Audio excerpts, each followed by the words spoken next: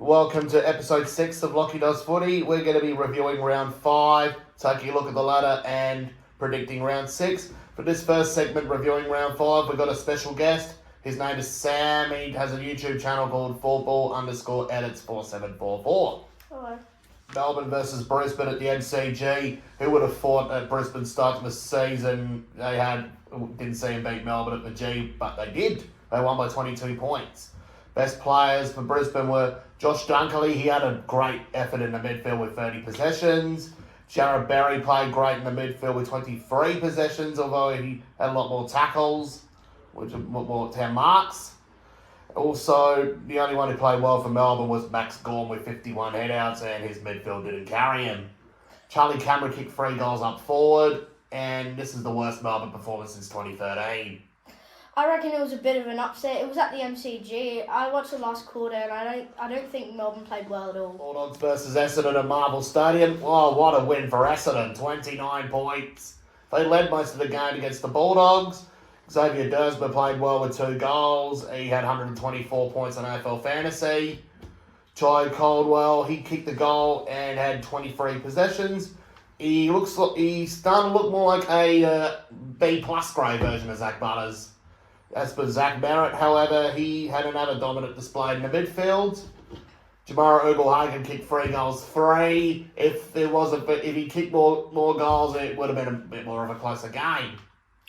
I reckon it was really good by Essendon to get a bigger lead at the end of the fourth quarter. GWS versus St Kilda at Giant Stadium. What a game to start Saturday. GWS led for most of the game, but St Kilda kicked the last 4 goals and nearly won it. GWS won by a point. Best player that game was Brad Hill. He had 33 disposals, 13 marks, 150 points in AFL Fantasy. Rowan Marshall dominated in the ruck, but he had a tight contest with Kieran Briggs. As for Lachie Whitfield, he played well down back for GWS. Most people kicked 2 goals that game. As for Sam Taylor, although he's a very good defender, he sadly got sat out for the rest of the game after Crossline went back to peak Crossline tactics. It was a very close game, I think. At one point, last few minutes of the game was very tight for Saints and GWS. Carlton versus Adelaide at Marvel Stadium. Carlton led most of the game, but Crows went out and won by 2 points. It was a very close matchup between Carlton and Crows, but Sam Barry kicks the last goal to win it for the Crows. Best player for that game, Sam Walsh played very good for Carlton, had 145 points in AFL Fantasy with 34 possessions and 13 tackles. Tex kicked 4 up forward. Ben Keys had a complete game in the midfield along with Isaac Rankin. How did he miss it? If he kicked the goal, Carlton would have won that match. Gold Coast versus Hawthorn at People First Stadium. Gold Coast won by 53 points. Hawthorn may as well be playing the traffic codes down back. And the old team. It wasn't really a contest. It was Gold Coast from the start, basically. It was just all theirs. Noah Anderson played well in the midfield for Gold Coast. So did Sam Flanders. Another impressive debut from Will Graham. 14 possessions and 14 tackles. Jed Walter and Ethan Reid from the same draft kicked 2 goals. Ben King kicked 4-4. If he was a bit more accurate, he would have got 10. Port Adelaide versus Fremantle at Adelaide Oval. It was another tight game on Saturday. Port by 3 points. Those who played well were Zach Butters in the midfield, Dan Houston down back. As for Freo, Josh Treacy kicked 3 goals in the second quarter up forward. As for Bailey Banfield, he could have won the game for Freo, but he needs to play in the reserves next week. I reckon it was a bit of up and downs for Dockers and Port, but Port just took it away from Freo. Geelong versus North Melbourne at GMHBA Stadium. The Cats got up by 75 points. Jeremy Cameron kicked 6 goals that game for the Cats. Brad Close kicked 4 goals out of the mid-forward. Shannon Neal, 3 goals on his 5th game, and even out of the ruck. I reckon he'd be the new Tom Hawkins. It was really all Geelong's game. It was at their home ground, so North Melbourne couldn't really do much about that. Speaking of North Melbourne, Harry Sheasel played good for the Kangaroos, but He wrote great inside 50, but he really needs help. West Coast versus Richmond at Optus Stadium. What a win by West Coast. They upset Richmond by 39 points to pay tribute to their first team from 1987. Jake Waterman up forward, kicked 6 goals. He should be playing up forward forever. Tim Kelly played very good in the midfield. As for Harley Reid in the midfield, he's got visions of looking like a young Chris Waring. A big upset by West Coast over Richmond at Optus Stadium. It was a very good game for West Coast and Waterman as well. As for Richmond, Shea Bartle was their only shining light, kicking 3 goals. And overall, it was a very poor performance for the Tigers. It's been a rough week for tipping. I've got 3 out of 8 this week, and it brings my total score to 26 out of 46. Melbourne versus Brisbane. I picked Melbourne, but Brisbane won. Bulldogs versus Essendon. I picked the Bulldogs, but Essendon won. GWS versus Saints. I picked the Giants, and they won. Carlton versus Adelaide. I picked the Blues, but the Crows got up. Gold Coast versus Hawthorn, I tipped the Gold Coast Suns, and that was correct. Port versus the Dockers, I picked Freo, but Port got up. Geelong versus North Melbourne, I picked the Cats, and they won. West Coast Richmond, I picked the Tigers, but the Eagles won in an upset. Now we are looking at the ladder. First, we got GWS, still unbeaten. I reckon I'll stay in the area. Second, Geelong, they're still unbeaten. Let me prove me wrong every week. Third, Port Adelaide, they've won 4 games out of 5. They shouldn't be there after that Freo game. Fourth, we got the Swans. They dropped off a bit after the bye. Fifth, we got Melbourne. They'll drop off this week because they got the bye. Sixth, we got Carlton. They're 4-1, but they should be able to bounce back this week against the Giants. But whenever they face Adelaide, they always go on a bad run. Seventh, we got Fremantle. They've won 3 games. They should be unbeaten. 8th, we got the Gold Coast Suns. If luck can be on their side, they can stay in the top 8. We got Essendon. I expected them to drop, but they got the win against the Bulldogs. 10th, we got Brisbane. They are climbing up the ladder slowly after a slow start. 11th, we got the Western Bulldogs. Well, it sounds like they're in a total rebuild right now. 12th, we got St Kilda.